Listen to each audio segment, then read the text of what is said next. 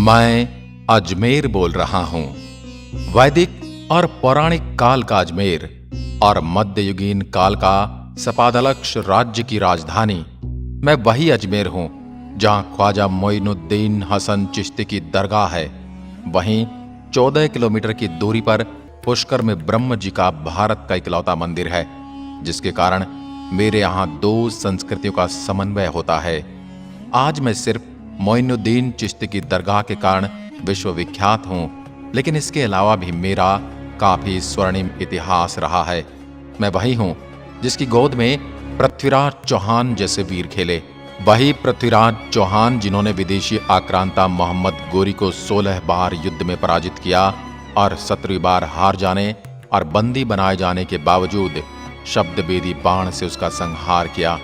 मैं वही हूं जहां पृथ्वीराज राजरासों के रचयिता महान लेखक चंद्रप्रदायी ने जन्म लिया। मैंने अपने जीवन काल में कई शासनकाल और उनका पतन होते देखा। 7वीं शताब्दी में राजा अजयपाल चौहान ने मेरी स्थापना अजय मेरू के नाम से की थी।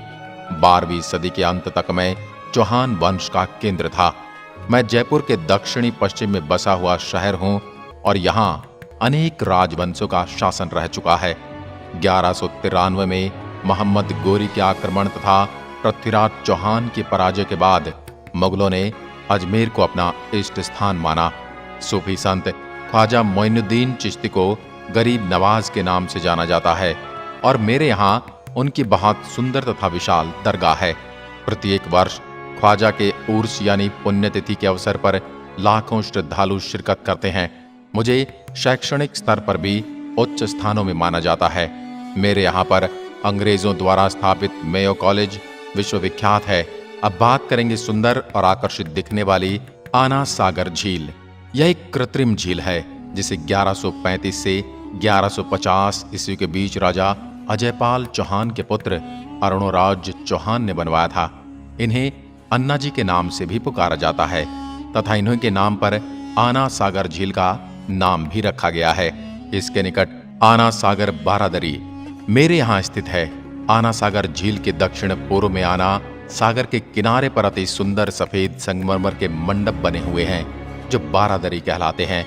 यह एक मुगल कालीन स्थापत्य कला का जो कि जल निकाय से चारों ओर से घिरा हुआ महसूस होता है तथा यह बगीचों की हरियाली और सुंदरता से भरपूर स्थल है। इन मंडपों का इतिहास बड़ा ही गौरवशाली है।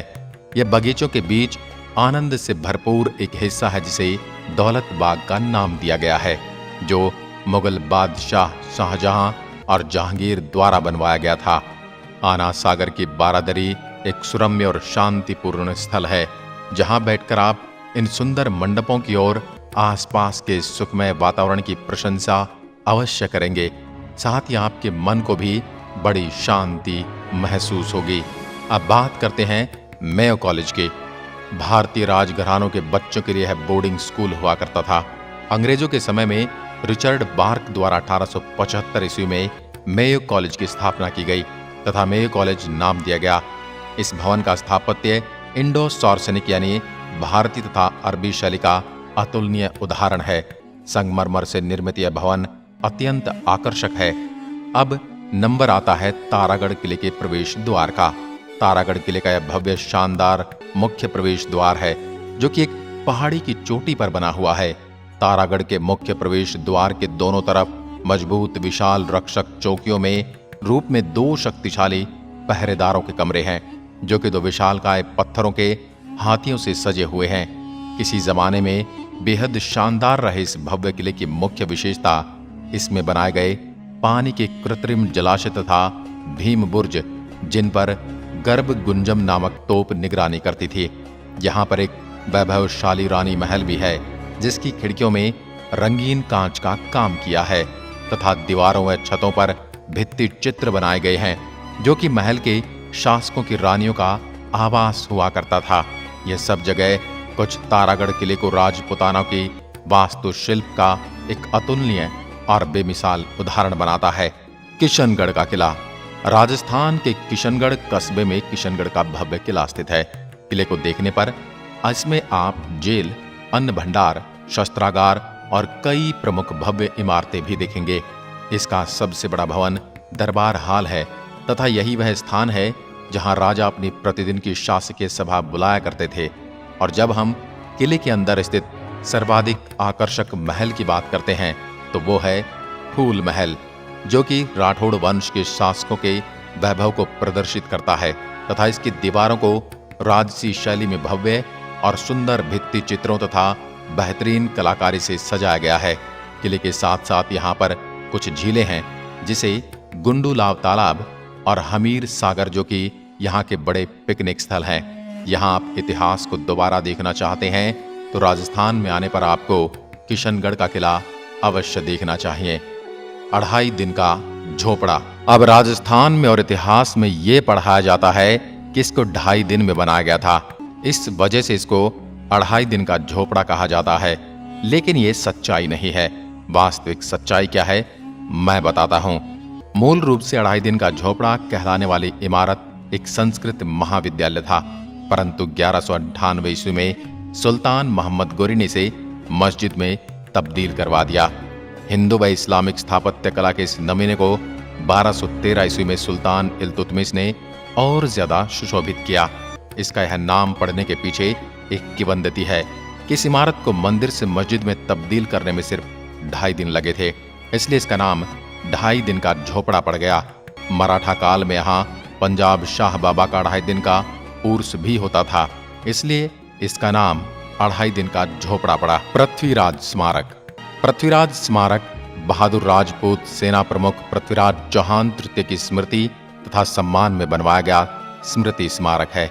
12वीं शताब्दी में चौहान वंश के अंतिम शासक, जिन्होंने अजमेर और दिल्ली की 2 राजधानियों पर शासन किया था, उनके भक्तिभाव और साहस का प्रतीक है ये स्मारक। इस स्मारक में पृथ्वीराज चौहान तृतीय की मूर्तियां और उनके घोड़े पर बैठे हुए उन्हें दर्शाया गया है, जो कि काले पत्थर से निर्मित हैं। इनके घोड़े के अलग दोनों पैर के खुर सामने ऊपर की तरफ हवा में उठे हुए हैं, जिसे देखकर ऐसा प्रतीत होता है जैसे घोड़ा पूरे जोश के साथ आगे की तरफ बढ़ने वाला है। यह स्मारक एक पहाड़ी के ऊपर स्थित है, जो कि अरावली श्रृंखला से घिरी है तथा यहाँ के दर्शक अजमेर शहर का सुहाना विहंगम दृश्य देख सकते हैं। स्मारक के बराबर में ही एक हरा भरा बगीचा भी है। यहाँ पर्यटक बैठ सकते हैं तथा विश्राम कर सकते हैं। Victoria clock tower. अजमेर एक ऐसा शहर है जहां ब्रिटिश राज्य का आधिपत्य तथा ब्रिटिश शासन का बहुत अधिक प्रभाव था। अजमेर शहर में स्थित रेलवे स्टेशन के एकदम सामने की ओर यह शानदार भव्य स्मारक घंटाघर सन 1887 में बनवाया गया था। शहीद स्मारक। शक्तिशाली और बहादुर लोगों के लिए श्रद्धा दर्शन हमेशा से राजस्थान के लोगों की आत्मा में गहराई तक अंतर्निहित रहा है, और यही बात आप मेरे यहाँ भी देख सकते हैं। शहीदों को श्रद्धांजलि अर्पित करने के लिए विभिन्न अवसरों पर यहाँ के स्थानीय लोग तथा स्थानीय प्रशासन के लोग इकट्ठा होते हैं। यह स्मारक रंग बिरंगी रोशनी तथा फव्वारों से सजाया गया है तथा यह सुंदर एवं दर्शनीय है। नारेली जैन मंदिर। जयपुर राष्ट्रीय राजमार्ग पर स्थित श्री ज्ञानोदय जैन तीर्थ के नाम से पहचान रखने वाला यह जैन मंदिर पारंपरिक एवं समकालीन वास्तुकला का उत्तम नमूना है। उसके आसपास 24 लघु देवालय हैं, जो जिनालय के नाम से भी जाने जाते हैं। दिगंबर जैन समुदाय के लिए एक महत्वपूर्ण तीर्थ स्थल है। अब बात करते हैं भॉय सागर झील की। अरावली पर्वतमाला की छवि इस कृत्रिम झील में देखी जा सकती है।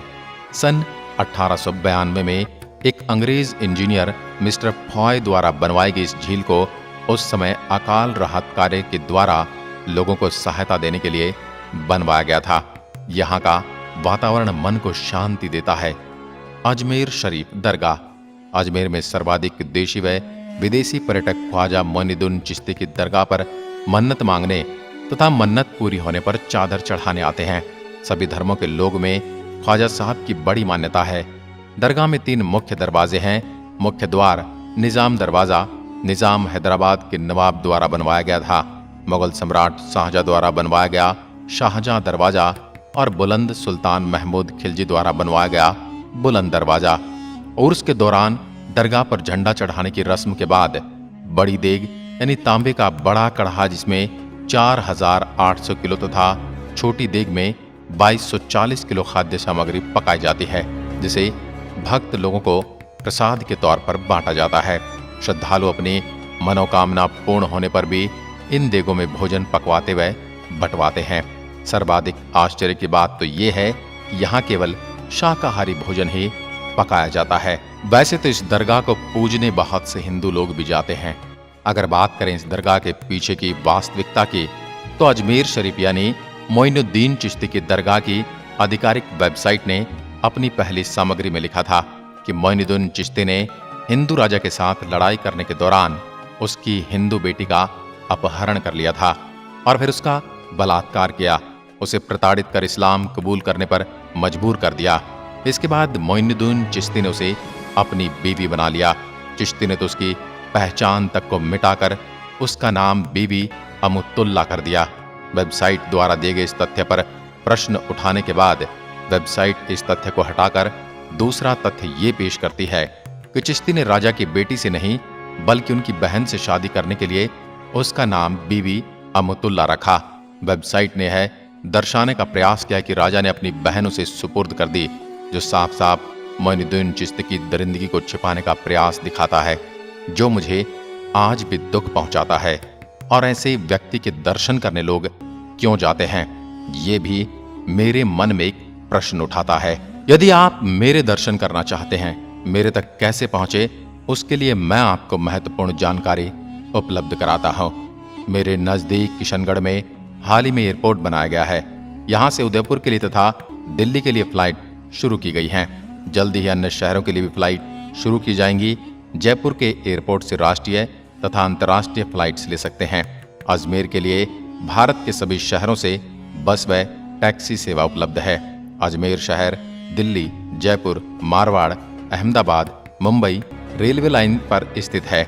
यहाँ से लगभग सभी शहरों के लिए ट्रेन उपलब्ध है, जिससे आप आसानी से मुझ तक पहुंच सकते हैं। मेरे यहाँ पर बोई जाने वाली फसलों में प्रमुख फसलें हैं गेहूं, मक्का, जौ, बाजरा, ज्वार, मूंगफली, सोयाबीन इत्यादि।